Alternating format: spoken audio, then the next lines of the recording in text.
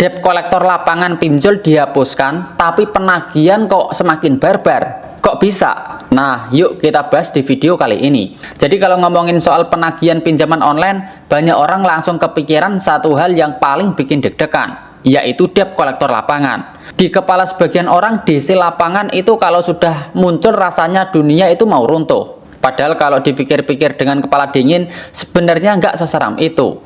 Dalam sistem penagihan, DC lapangan memang biasanya jadi langkah yang paling akhir. Artinya, cara-cara penagihan lewat telepon, lewat chat, atau email itu sudah dianggap nggak efektif lagi.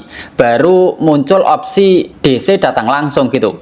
Nah, di titik inilah banyak orang mulai panik. Ada yang malu kalau sampai ketahuan tetangga, ada yang takut dibentak, bahkan ada juga yang kebayang bakal ada kekerasan segala. Pikiran-pikiran kayak gini ya wajar sih, apalagi kalau belum pernah mengalami gitu. Tapi yang sering dilupakan adalah selama pinjaman itu berasal dari pinjol yang legal, posisi kita sebagai debitur itu sebenarnya dilindungi sama aturan. Ada undang-undang, ada OJK, ada AFPI, dan ada kode etik penagihan. DC lapangan nggak bisa bertindak semaunya sendiri. Mereka nggak boleh maksa, mereka nggak boleh main kasar, apalagi sampai bikin keributan.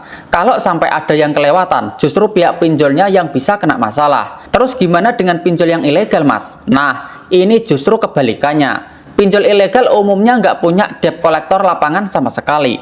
Mereka nggak punya sistem resmi, mereka nggak punya struktur penagihan offline, dan jelas nggak punya izin.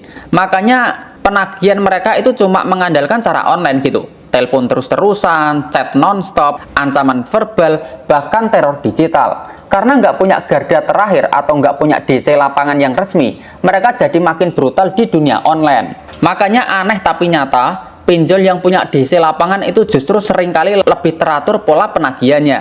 Ada alurnya, ada batasannya. Sementara yang nggak punya DC lapangan, penagihannya itu bisa lebih ribet, lebih berisik, dan lebih bikin emosi. Mereka kayak nggak punya pilihan lain selain terus mengejar lewat layar HP gitu. Jadi sebenarnya kita nggak perlu terlalu membesarkan bayangan soal DC lapangan. Jangan langsung mikir itu akhir dari segalanya. Masalah pinjol mau gimana pun tetap bisa dihadapi dengan pelan-pelan. Panik justru bikin kita makin lemah secara mental dan gampang salah langkah gitu. Yang jauh lebih penting adalah menjaga ketenangan hati. Tetap fokus ke aktivitas sehari-hari, fokus kerja, fokus cari rezeki, dan perbaiki kondisi pelan-pelan. Sisanya serahkan ke Tuhan gitu. Nggak perlu doa yang ribet atau panjang, cukup minta dimudahkan rezeki, dilancarkan urusan, dan diberi kekuatan buat membahagiakan keluarga. Niat yang lurus dan usaha yang sungguh-sungguh itu efeknya jauh lebih besar daripada rasa takut yang terus dipelihara.